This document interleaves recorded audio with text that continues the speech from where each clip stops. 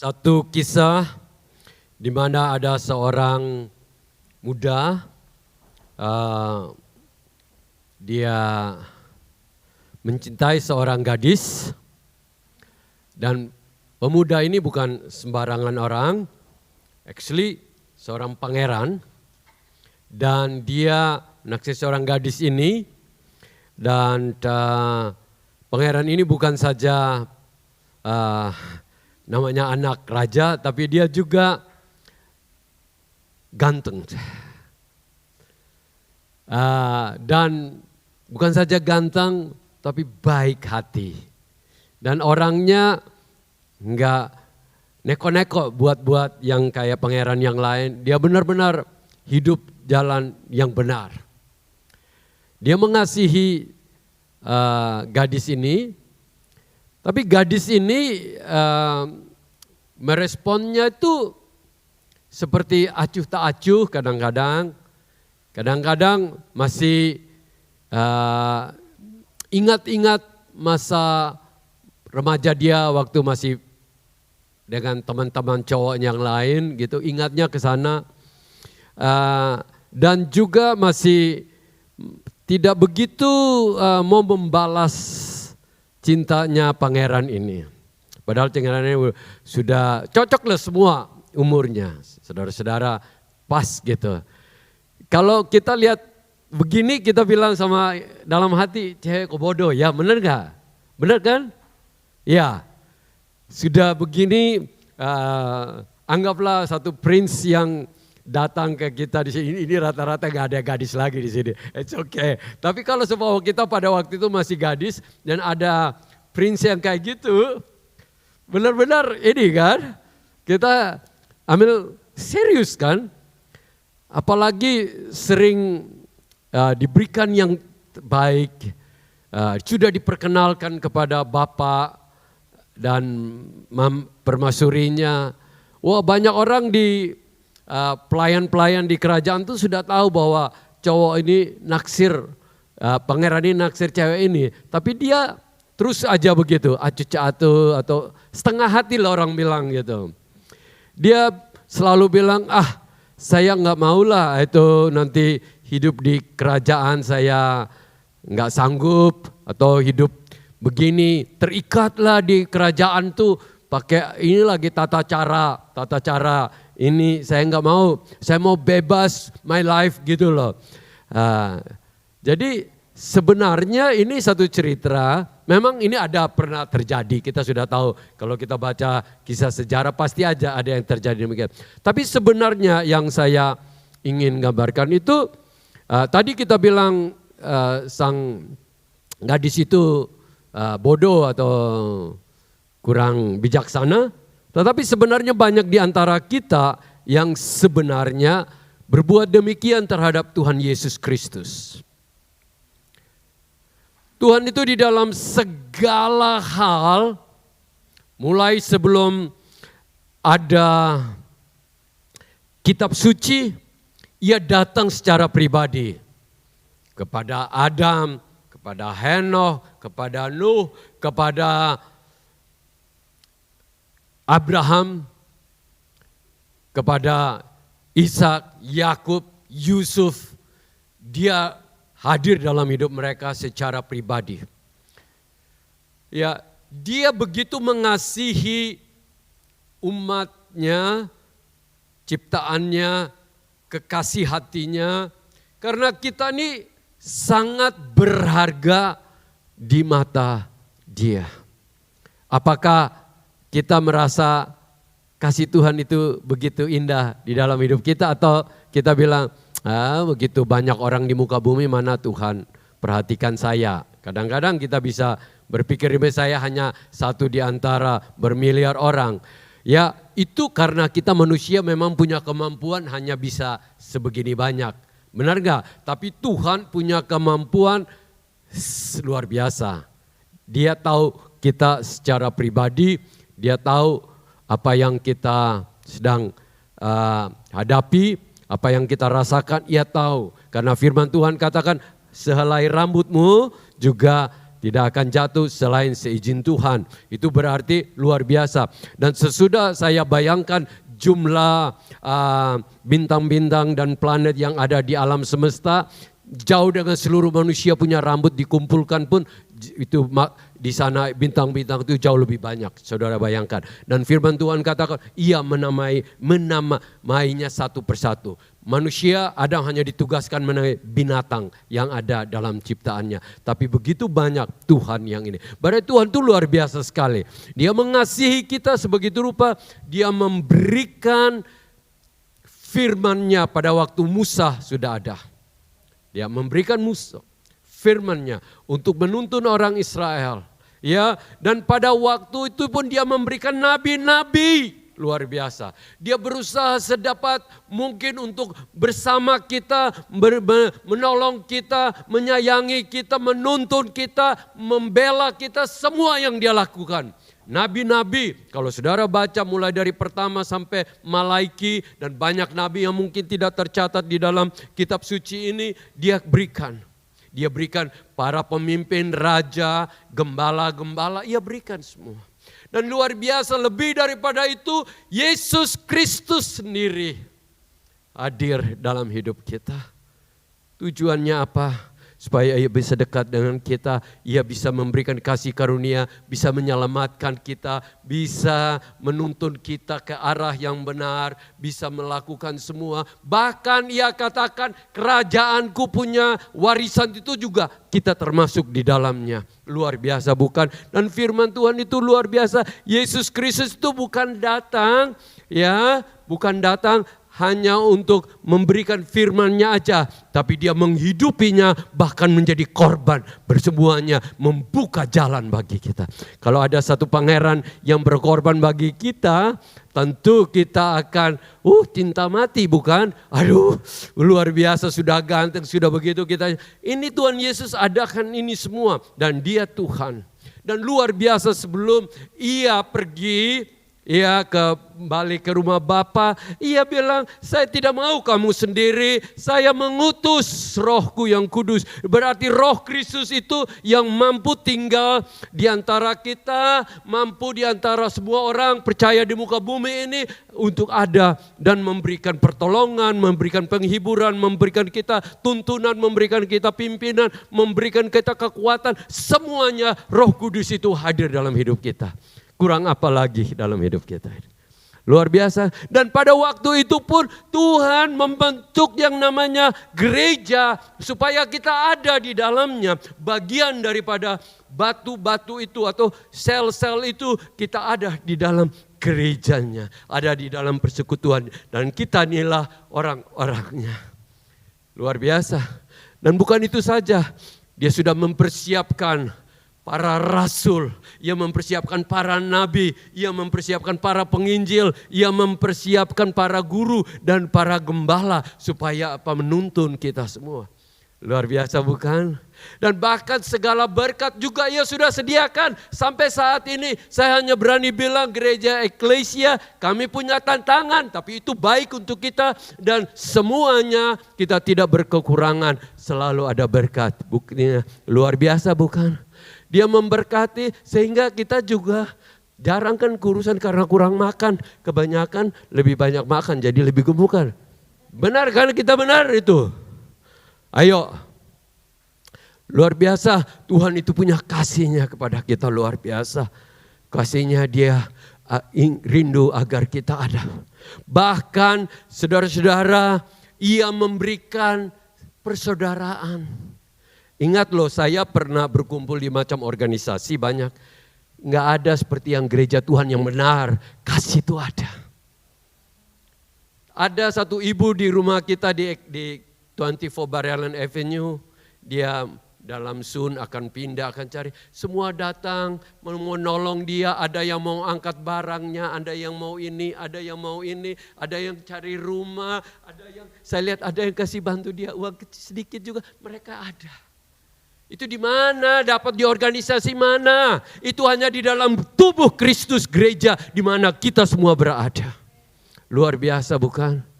Dan dia memberikan bukan itu saja. Kadang-kadang saudara-saudara yang secara besar, yes. Tapi kadang-kadang dia berikan orang-orang yang mengasihi kita secara pribadi. Saya baru pulang dari Indonesia berapa hari yang lalu waktu saya tiba di sana. Yes, ada saudara, ada keponakan. Tapi anak-anak Tuhan yang bersama-sama dengan kita, mereka mengembrace saya dengan kasih. Om, saya mau kemana diantar, om mau makan apa, mereka ini aja. Cuma mereka hanya bilang takut Mama Ruth nanti kalau kasih Om Sam durian kebanyakan kalau sakit, mereka persoalan. Jadi mereka diam-diam sembunyi untuk saya durian. Gak berani foto, takutnya nanti ini. Karena sudah diancam, kalau ada Om Sam datang gak boleh pergi bawa dia ke itu tempat jualan durian ya. Ntar dia habisin 4 buah di situ, bisa pingsan nanti ada apa-apa. Luar biasa. Mereka mengasihi. Itulah yang Tuhan sudah kerjakan dalam hidup. Dan sampai saat ini pun ia berkata, bukan hanya sampai di sini saja, sampai selama-lamanya dia akan beserti kita dan akan menyertai kita dan akan diam dengan dia sampai selama-lamanya. Kalau kita yang responsnya masih seperti cewek yang tadi pangeran kayak gitu, kita bilang apa? Ya, benar kan? Kita bilang, aduh ini cewek bodoh banget sih ya. Ya, tapi banyak orang yang sudah diselamatkan, sudah dipinang, tetapi hatinya masih setengah dengan dia. Itulah kenyataan di dunia ini. Mereka masih melihat, oh masa laluku lebih enak, pekerjaanku lebih enak, iniku lebih enak, ini lebih enak. Tapi dia tidak pernah mau terfokus kepada Tuhan. Tapi hari ini saya mengajak kita semua, mari kita sama-sama membaca firman Tuhan yang ditulis oleh Rasul Paulus kepada jemaat di kota Filipi, pasal yang ketiga, mulai dari ayat yang ketiga sampai ayat yang ke-14. Ya, mari kita baca. Karena kitalah orang-orang yang saya baca ayat yang ketiga, saudara baca ayat yang keempat, supaya rasakan ayat itu hidup di dalam hidupku. Karena kitalah orang yang bersunat, yang beribadah oleh Roh Allah, yang bermegah dalam Kristus Yesus, yang tidak menaruh percaya pada hal-hal lahiriah. Ayat 4.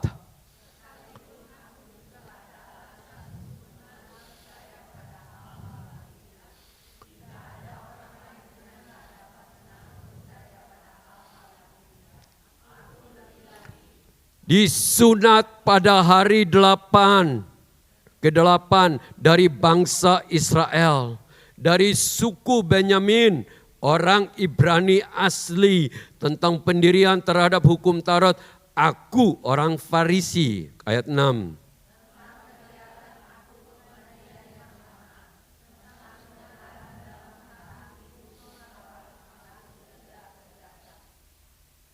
Ayat 7, tetapi apa yang dulu merupakan keuntungan bagiku sekarang kuanggap rugi karena Kristus.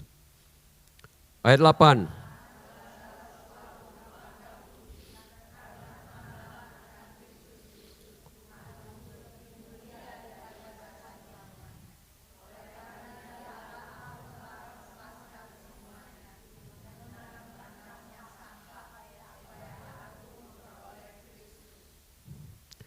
Dan berada dalam dia bukan dengan kebenaranku sendiri, melainkan karena mentaati hukum Taurat, melainkan kebenaran karena kepercayaan kepada Kristus, yaitu kebenaran Allah yang Allah anugerahkan berdasarkan kepercayaan.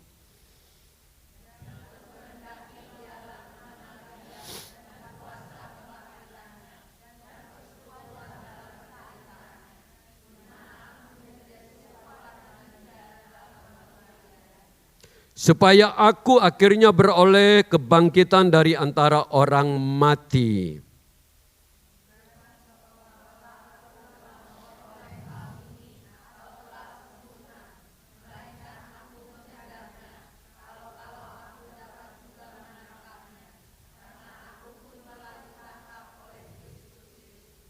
Saudara-saudara, aku sendiri tidak menganggap bahwa aku telah menangkapnya, tetapi ini yang kulakukan. Aku melupakan apa yang telah di belakangku dan mengarahkan diri kepada apa yang di hadapanku.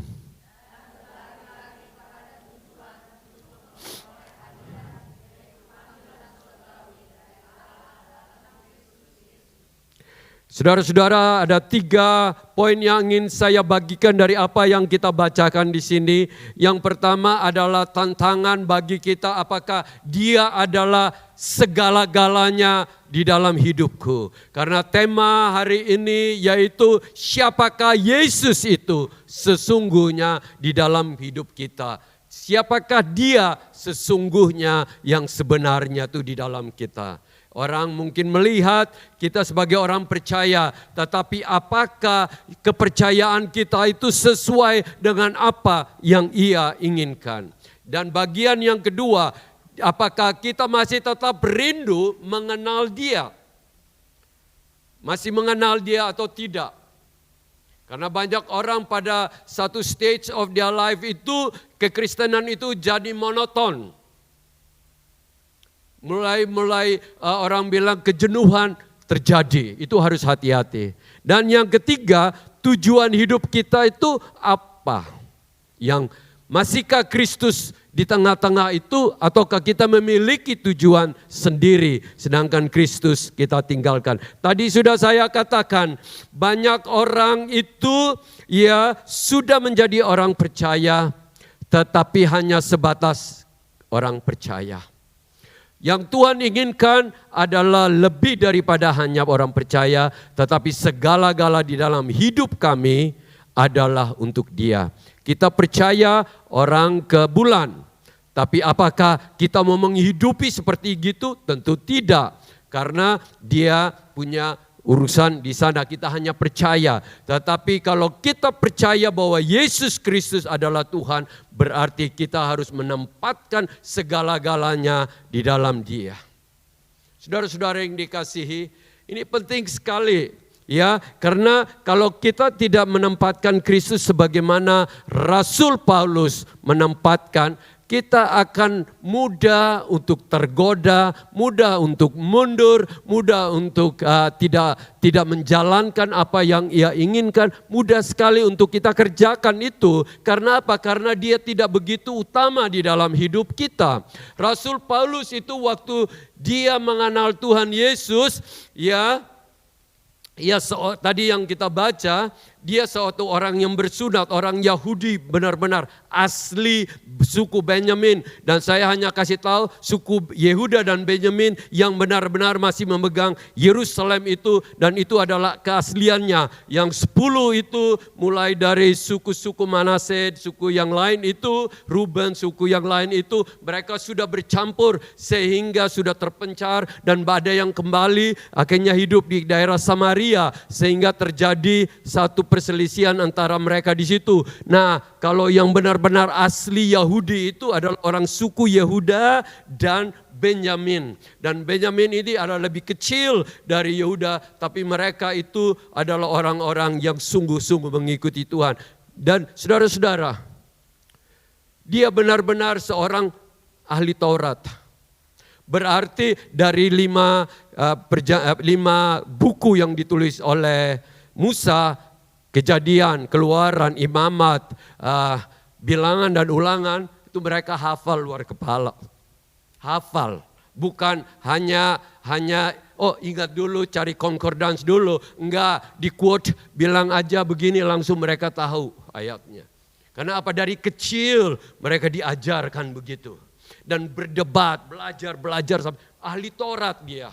Dia seorang yang bukan saja dia dari guru yang sangat terkenal. Pada waktu itu zaman itu Gamaliel. Dia adalah satu pribadi yang ini. Dan untuk dia punya grupnya dia orang Farisi.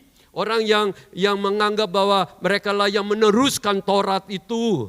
Dan bukan itu saja, untuk di dalam hal zelusnya, dia punya keinginan untuk mengalahkan orang lain. Dia itu benar-benar seorang yang bersedia untuk berkorban segala-galanya, sampai pergi ke para majelis agama untuk minta surat izin untuk dia pergi ke Syria, di kota Damaskus, di sana untuk menghancurkan pekerjaan pengajaran baru yang namanya Yesus itu, ya, yang Kristus. Dia ingin hancurkan.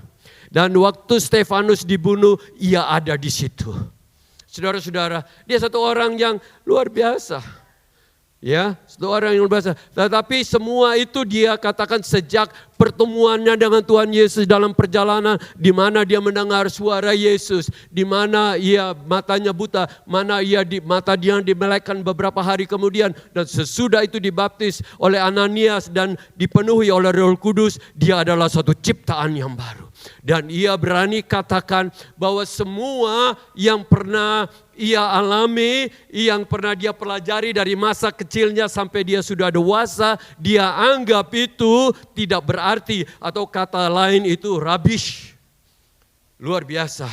Makanya Tuhan memakai dia menjadi satu orang misionaris terbesar dalam sejarah manusia. Dari dia bisa mengubah banyak kota, banyak negara, banyak bangsa. Dari dia Injil bisa sampai ke kita saat ini. Saudara tahu itu. Kenapa? Karena dia benar-benar melihat keutamaan Kristus lebih daripada segala-galanya. Dia menempatkan Kristus yang utama di dalam hidupnya setiap hari. Di dalam misinya, dalam visinya, di dalam pekerjaannya, di dalam purpose-nya, apa semua. Dia ingin hanya Kristus, itu saja yang dia inginkan. Saudara, jangan heran kalau kita tiap hari bertempur dengan kedagingan kita, dengan iblis yang masih bisa menyerang kita. Karena iblis tahu bahwa sesungguhnya kita bukan milik Kristus sepenuhnya. Hari Minggu mungkin kita ada di gereja, tapi hari lain kita punya waktu diisi dengan nonsense yang tidak berguna. Oleh karena itu kesempatan untuk hari ini setiap kita boleh berkata bahwa semuanya itu habis dan saya hanya mau memilih Kristus. Apakah kita mau lakukan itu? Atau masih sekarang seperti yang tadi kita katakan, cewek bodoh, ada yang lebih mulia, tetapi dia tidak mau dengan pangeran itu. Dan pangeran itu sesungguhnya Tuhan mengutus Tuhan Yesus untuk mencari bride kita ini. Bride, ya. Mempelainya untuk kita ada, bukan saja sementara, tapi kekal bersama dia. Apakah ia segalanya bagi kita? Atau kita masih kompromi dulu? Pekerjaan kita lebih penting, keluarga kita lebih penting. Saya bukan bilang itu tidak penting, tetapi yang paling utama adalah Kristus. Kita perlu kerja, kita perlu makan minum, kita perlu membesarkan anak-anak. Tetapi apakah keutamaan semuanya adalah Kristus? Ada seseorang yang berkata begini, hidupku nomor satu adalah Kristus. Pekerjaanku di dalam situ Kristus nomor satu di pekerjaanku. Di dalam keluargaku Kristus top nomor satu di dalam hidupku. Bukan hanya Kristus habis nanti yang lain ini. Semua adalah Kristus di dalam hidupku. Berarti hidupku hanya ada satu. Hidupku hanya ada satu. Di rumah sama, di luar sama, di gereja sama, di masyarakat sama, di tempat kerja sama. Hanya Kristus yang dilihat. Itulah yang dirindukan. Saudara-saudara, sudah waktunya kita sebagai gereja Tuhan, jangan kita bilang, oh ya saya ngaku percaya, saya sudah diterima oleh Tuhan.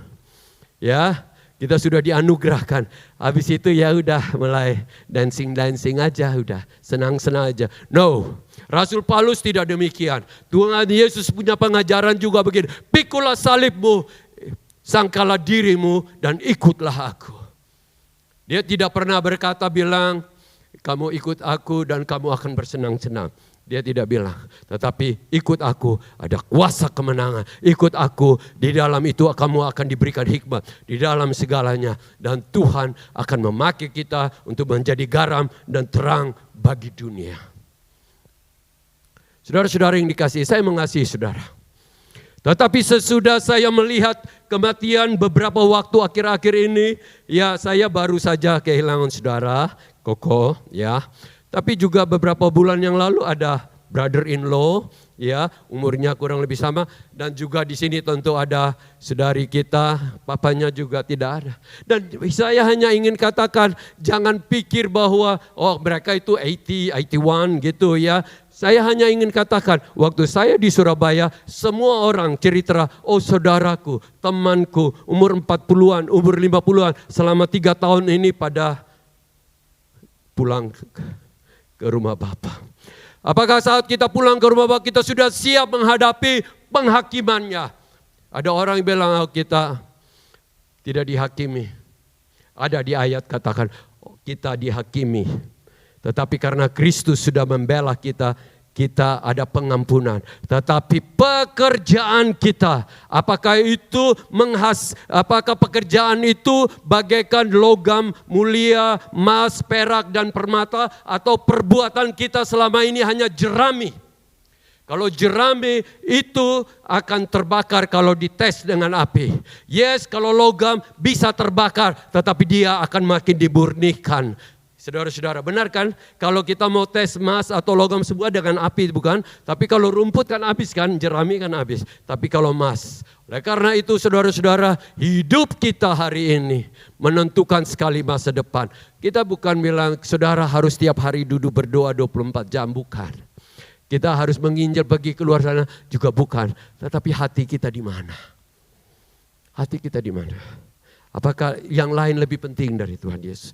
Firman Tuhan katakan bahwa dia telah membayar harganya. Dan harganya itu mahal. Ditebus dengan darah anak domba yang tak bercacat dan tak bercela. Itu bukan dengan emas dan perak. Tapi anak darahnya sendiri. Berarti kasihnya itu begitu luar biasa untuk kita. Tapi bagaimana respons kita?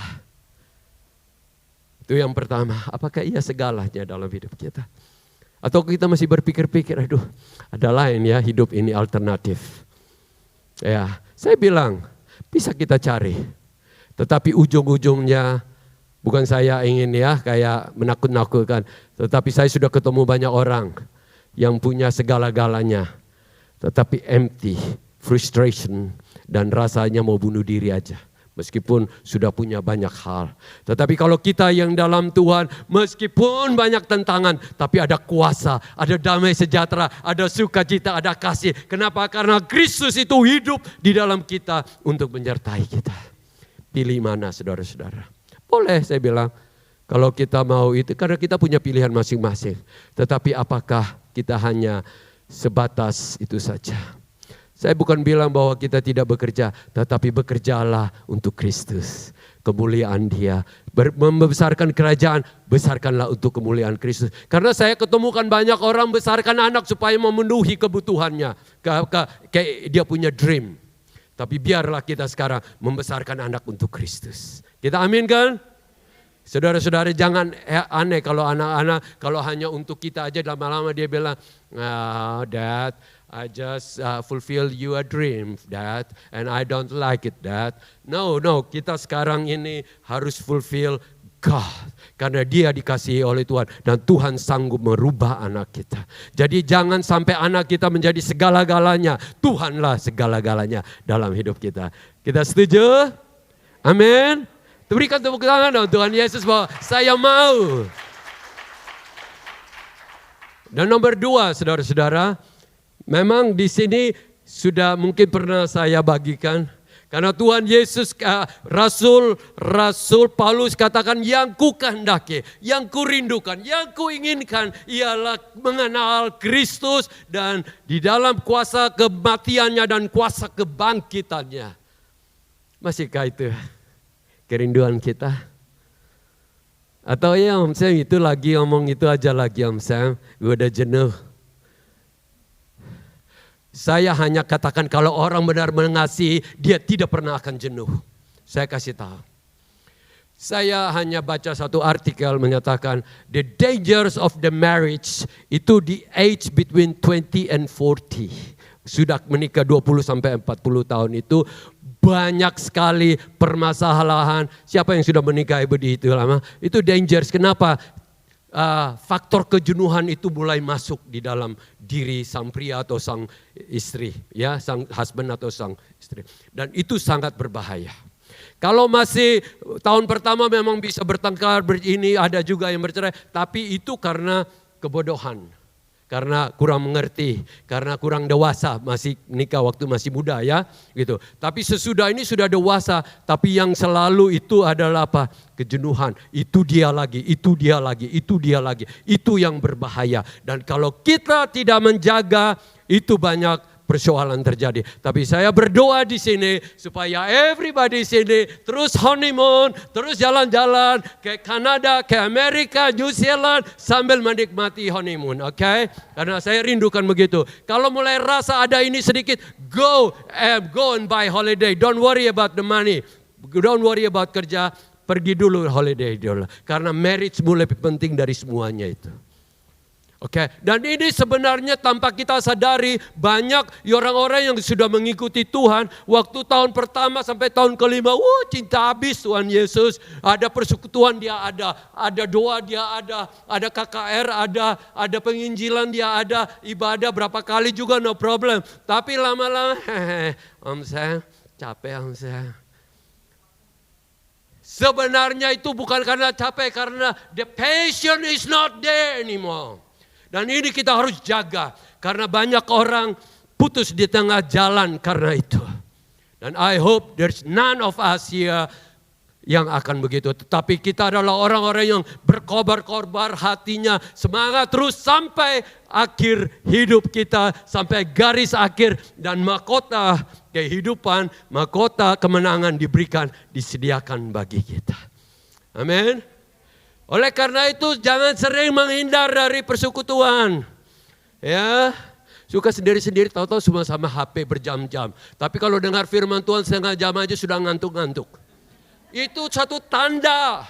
You lihat Om Sam pernah pergi ngantuk meskipun kurang tidur. I will standing there meskipun orang ngomong berjam-jam. I will learn. Because apa? Saya bilang, saya kejar makanan aja bisa berjam-jam. Cari makan, pergi Kingsford untuk cari makan. Ya, hanya untuk dengar ini saja kenapa mesti itu. Itu menunjukkan prioritas siapa Tuhan Yesus di dalam hidup kita. Jadi oleh karena itu hari ini, masihkah kita cinta Tuhan Yesus? Masihkah ayat-ayat firman Tuhan itu masih dibaca? Dulu Om Sam saya sudah baca itu Kejadian sampai akhir. Baik, masih baca lagi enggak sekarang? Ya, no, it's serious. Masihkah kita punya rindu Tuhan? Speak to me. Speak to me. Tuhan masih tetap berbicara melalui firman-Nya. Kalau kita buka hati seperti tadi pagi saya katakan, Tuhan masih berbicara kepada kita melalui firman yang tercatat ini. Kalau kita baca, pernah kita baca? Dan ayat itu hidup dalam hidup kita. Siapa yang pernah alami? Tolong angkat tangan. Amin. Ya benar kan?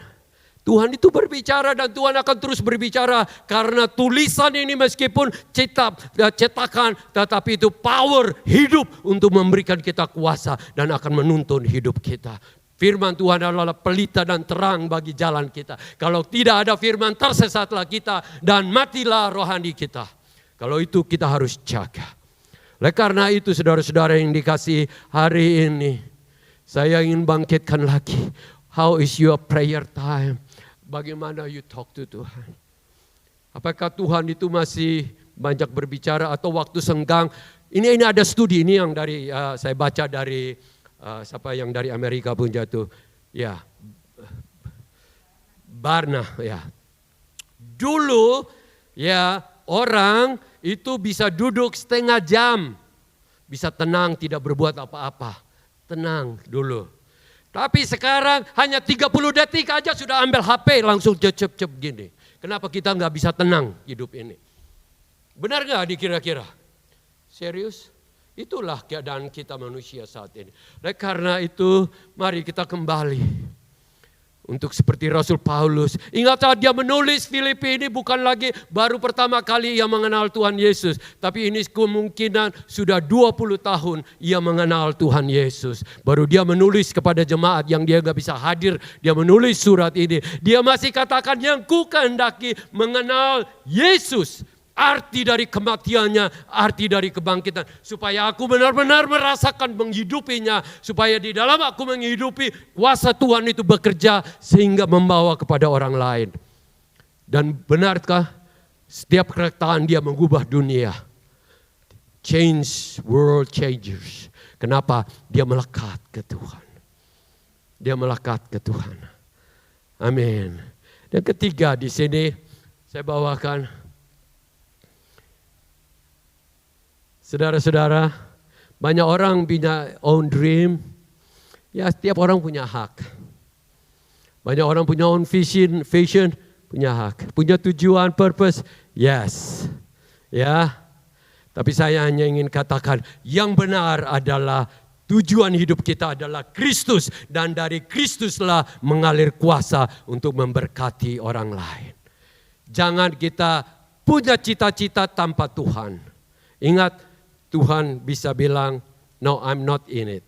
So jadi kalau masalah jangan teriak-teriak doa gitu ya. Berapa banyak orang mau buka bisnis untuk kepingin kaya, sudah dream, sudah pergi ke Yamcha, sudah bikin macam-macam. Tapi waktu bisnis bangkrut, berkata, Tuhan kenapa enggak tolong saya? Tuhan bilang, in the first place I was in it not. Benar enggak? Oleh karena itu saya sebagai saudara, sebagai hamba Tuhan, saya mengajarkan everything seperti James katakan, ya Yakobus katakan, engkau jangan dengan kesombongan kata, aku punya rencana ini besok, aku punya rencana ini. Tetapi biarlah kita katakan, Tuhan jikalau engkau mengizinkan, engkau kehendaki, maka besok saya bisa ke kota ini, saya bisa ke ini. Belajar. Kita belajar saat ini. Apakah Tuhan itu adalah tujuan tertinggi hidup kita. Ingat loh, kita ada. Itu untuk dia. Ini papa mama yang lahir aku kok. Ya benar. Tapi papa mama dipakai Tuhan untuk melahirkan kita. Tujuannya untuk kita connect dengan dia. Karena kita diciptakan untuk memuji, menyembah dia, bergaul dengan dia, mau bersekutu dengan dia, bagi hati dengan dia, dan dia daripada kita. Dan kehendaknya itu dinyatakan melalui hidup kita. Tujuan tertinggi dalam hidup kita. Amin. Jangan bilang tujuan hidup kok aku punya hak. Kan zaman sekarang anak bilang, I did it my way. Tahu siapa itu? Frank Sinatra ya? No. Salah itu semua. Yang benar adalah I do it God's will. Dan tidak ada yang lebih mulia dari itu semua. Amin. Saudara-saudara, hari ini biarlah kita bisa merubah cara hidup kita. Tadi dikatakan ayat 15, biarlah ini, pandangan inilah yang menjadi pandangan kita sebagai orang percaya. Saya enggak ngomong ini kepada orang di luar. I'll tell you.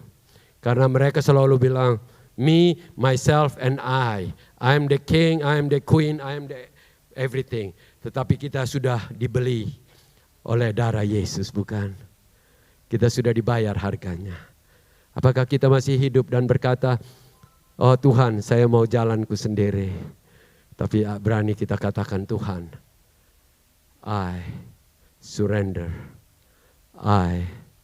Yang Tuhan sudah tebus ini sebenarnya, saya ingin katakan, sebenarnya kalau kita nggak mengenal Tuhan itu bagaimana ya? Saya hanya katakan, tersesat kita. Saya ada banyak orang yang saya bergaul, mereka punya uang, tapi nggak punya Tuhan. Baru sedikit saja rasanya kayak frustrasi gitu. Saya ketawa-ketawa, persoalan kayak gini, tidak usah ini, saya ketawa aja juga sudah lewat. Tapi dia kayaknya udah kayak the end of the world gitu loh. Ya, kenapa? Karena manusia kalau belum serahkan ke Tuhan, berarti I-nya masih raja. Disitulah kita tuh, keakuan kita masih yang menguasai kita, kedagingan kita. Dan musuh utama orang percaya adalah kedagingan dan iblis dan duniawi ini. Tapi kalau kita sudah ada dalam Tuhan, Tuhan sudah membungkus. Iblis mau menyerang, oh ada tutupnya darah Yesus. Dia nggak berani datang-datang, benar nggak? Kalau kita ada mengalami keinginan daging sedikit, firman Tuhan katakan apa? Ya, tinggalkan itu kedagingan, tapi hiduplah oleh roh. Benar nggak? maka kita akan memperoleh kekuatan. Dunia mulai cara tipunya, sekarang ini dunia cara tipu luar biasa loh. Ingat, kemarin itu saya nggak tahu bagaimana ya, baca sebenarnya itu suaranya Barack Obama itu seakan-akan dia ngomong. Bibirnya tuh di adjusting seakan-akan dia yang ngomong. Padahal orang lain yang ngomong, saudara bisa. Tipu muslihatnya zaman sekarang ini. Dunia makin hari makin rusak. Tetapi kita yang hidup dalam kebenaran akan hidup selama-lamanya. Amin. Kalau orang mati yang tanpa Tuhan dikatakan oh sedih. Tetapi bagi orang percaya beruntunglah, berbahagialah orang yang mati di dalam Tuhan. Di mana lagi? Saat kita down, Tuhan berikan kita pengharapan. Siapa yang berikan kita pengharapan? Coba bayangkan. Malah coba kita pergi bicara dengan orang lain bikin kita tambah down. Tapi kalau kita bicara dengan Tuhan, kuasa Tuhan memberikan kita pengharapan. Luar biasa bukan? Itulah. Saat kita sedih, dia penghibur. Wah, kita harus bersyukur banget bahwa Tuhan memberikan kita kehidupan di dunia. Dia berusaha untuk menyelamatkan kita, membenarkan kita. Dia benar terus menyucikan kita, to sanctify us, to justify us, and also dia ingin kita hidup dalam His glory. 3 ini stages of our life. Ya. Dia berikan itu dalam hidup kita. Bukankah kita sering bersyukur kepada Dia? Maukah kita terima pinangan dari Sang Pangeran yang begitu mulia baik hati? Mau. Dan dengan nggak mau lagi bilang saya mau bayar pacarku yang dulu. Pacarmu dulu tukang mabuk lagi. Pacarnya udah mabuk, udah berjudi, udah pinjam uang orang gak bayar. Masih pukul istri lagi mau pergi dekat-dekat dengan dia. Itulah iblis. Tetapi kita punya yang namanya Kristus mengasihi kita selama-lamanya. Amin. Siapa di sini? Gadis-gadis bijaksana di sini yang bilang, Tuhan saya mau jadi mempelaimu. Bukan saja hari ini, tapi selama-lamanya. Dan saya ingin hidup sebagai mempelai yang benar. Jangan hari Minggu aja mempelai Tuhan. Karena Om Sam pengaruhin untuk bicara. Jangan, tapi dari dasar hati. From my heart, I want to learn from you. I want to follow you. I want to worship you. I want to be with you. Your work is my work. Your heart is my heart. Itu yang Tuhan cari. Mari kita saat ini berdoa. Kita nyanyi satu lagu Mirot, satu lagu tadi itu lagi. Terus renungkan tadi yang lagu tadi terakhir itu ya.